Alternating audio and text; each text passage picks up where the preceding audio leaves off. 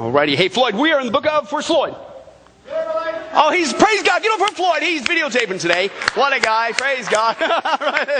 Yeah. And, of course, you guys know we always start off with a howdy ho. I didn't have to do the fake voice this time. Praise God. And so our howdy ho today is going to do to this pastor and his wife. This is Pastor Bemis and Floranda Ukwala from Arizona. And he is actually the pastor of the Havasupai Bible Church. Actually, that is at the... yeah, hey, give it up. Yeah. And that actually, if you don't realize it, is a really cool backdrop. It took them 17 years to paint that on a big can. No, that's actual. That's at the bottom. That's at the bottom of the Grand Canyon. Literally out in the middle of nowhere. Now, the reason why we got connected to them is, once again, got to give it up for the Adams family, not to Lurch and the gang, but the Adams family out of New Jersey, is they went to vacation there, whitewater rafting in the Grand Canyon. The only way you can get there is you have to go by mule. Okay? So what they do, they backpacked mule boxes full of videos and gave them to him and stuff. Isn't that absolutely amazing? And so he's down there. He's actually very close. Been working on it for I don't know how many years, translating the Bible into the Havasupai language for the Indians that are down there. And so I want to give it up for his hard work with that. But he's down there. And boy, what would you guys think that a judge creation evidence for worldwide flood? Where did the Grand Canyon really come from? Do you think that might be a valuable study down there in the Grand Canyon? Carrie, you're on the ball. Praise God.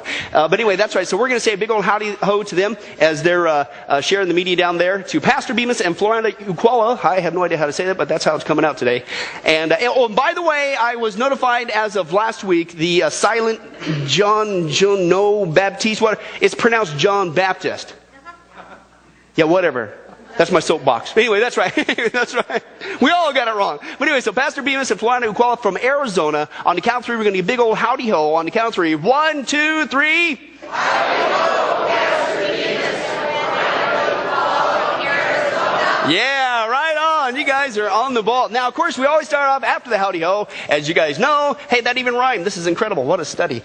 Is we are on the current topic, and once again, I got to do it at least one more time, the Mark of the Beast issue. Now, if you guys have been watching, we've been seeing that the track record is you start at the extreme, and then you work your way towards the ultimate goal. You start with an external, implantable RFID technology, and eventually it comes to an implantable RFID technology, and you do it out of convenience, out of necessary, and sometimes out of force, or coercion, okay? But I don't know about you guys, but I am so glad that we don't see any signs of people lining up to get some sort of mark into their hand or forehead just so they can access information. Isn't that wonderful news that nobody has shown any signs? Bob, Pastor Bob, how many, or Dr. Bob? I haven't seen any yet. Really? Well, praise God, I got a video just for you. Let's take a look. Each other's homes, cars, and computers. And they have that access by way of matching electronic microchips that are implanted under their skin. They're joining us this morning to make you understand all of this, or to try to make me understand all of it. They're joining us from Vancouver, Canada, and I appreciate your being with us. Before we get to this, what this actual chip looks like, Emil, I want you to give me some demonstration. We have some videotape here of what you can do with this. For instance, I understand you can unlock your car door and open the door without ever putting a key in it. Yeah, actually I can, just walk up to the car, present my hand to the sensor, which is just in the windshield of the car. It reads the chip ID and says, okay, this is Emil, and then unlocks the car and disarms the alarm. And you can do the same thing with your front door? Yeah, then I can come right in, and there's a little sensor on the door. I place my hand up next to it, it reads my ID and unlocks the deadbolt. And you can also, I understand you folks are sitting in front of a computer, you can also turn on your computer this way? Yeah, I can log in, so it authenticates me. Okay. Cool. Let me ask you a question. Why? Well, basically I started out with a large key ring. I had a lot of clients that were, they would give me their facility key, and I had like a jailer's key ring. So I was just looking for an easy way, cheap and easy way to get into, the couple areas of my life that I always need to get into, which is, car, front door, office door, and computer. So you meet this guy, Jennifer, and you start dating, and he tells you what he's done. And he suggests maybe you do the same thing. He wrote his book, and then after about a year of seeing all the cool projects, I decided to do it myself. Now, can you see this little thing implanted in your skin? Yeah, you can a little bit. You can kind of see it just underneath the skin there. rare. I mean, some people that get them done, you can't see it. But It looks just like a tiny little bump. Yeah, just a little bump. Do you have one of the chips there, Jennifer? Oh, there, I see. We see it now. Yeah, it's what, look, about a quarter of an inch, half an inch long? Yeah, it's about, half an inch. And what are the future applications of this? I mean, I presume it'll be able to do more things than just open your car door or your front door or log onto your computer. Yeah, there's the common theme is access control, but some people are matching profiles to it. So you get in your front door, but then like a home automation system knows that it's you and sets lighting and music and that kind of preference. And it's just, is it inserted under your skin with a needle? Yeah, the left hand was done with a scalpel, actually, and it was just placed under by a cosmetic surgeon. Right hand was done with the same needle injector that's used on pets, actually. So this is something for the future. I can say, how does a couple commit to one another? Well, I'll put you on my front door in my microchip. I suppose there will be a lot of future applications. Maybe we'll all have one of these under our skins in time. What did he say? Wow. Man, how many guys already started to sweat bullets? Because Valentine's Day is coming up. Huh? The new love connection. What?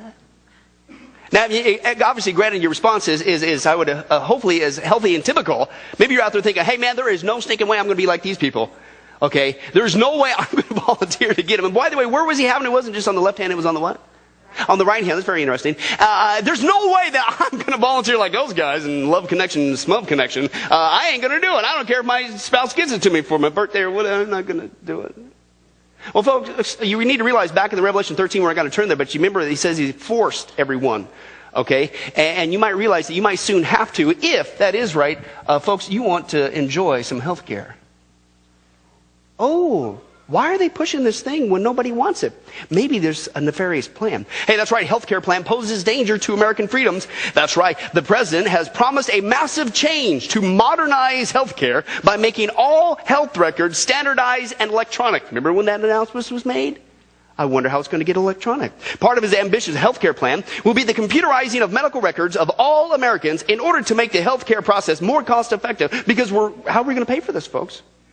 But even opponents of Obama's plan have mentioned that ensuring the privacy of patients' records in a nationalized computer network will be tricky. Hey, but enter Verichip Corporation, the U.S. company creating microchip implants. In a medical emergency, hospital staff could wave a reader over the patient's arm, get an ID number, and then via the internet enter a company database and pull up the person's personal identity and medical history. For almost 2 years, the company has been offering hospitals these for free.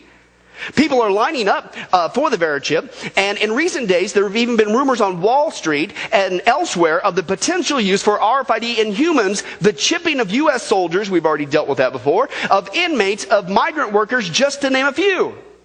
Start at the end, work your way in. That rhymes too, praise God. I don't even know what's going to come out of my mouth. I'm excited about this. Meanwhile, Oklahoma legislators are debating a bill that would authorize microchip implants in people in prison for violent crimes. See, they deserve it, and it'll stay there though, won't it? Oh, it goes on. Many felt it would be a good way to monitor felons once they're released from prison, track them for life. Listen, but other lawmakers raised concerns. Representative John Wright worried, this is a direct quote, listen to this. He said, apparently we're going to permanently put the mark on these people. Interesting choice of words. Now, listen to this. Under the federally supported NACE program, if you guys have been tracking with the study for a while, NACE stands actually for the National Animal Identification System. And what they're doing is it's mandated, folks, right now that the U.S. 40 million farm animals all across America have to, by law, track and respond, have to have these RFID implants or tags on them in order to track all across America disease, bioterrorism, and other calamities, okay? Now, listen to this. Opponents have many fears about this plan, the animal plan, among them that it could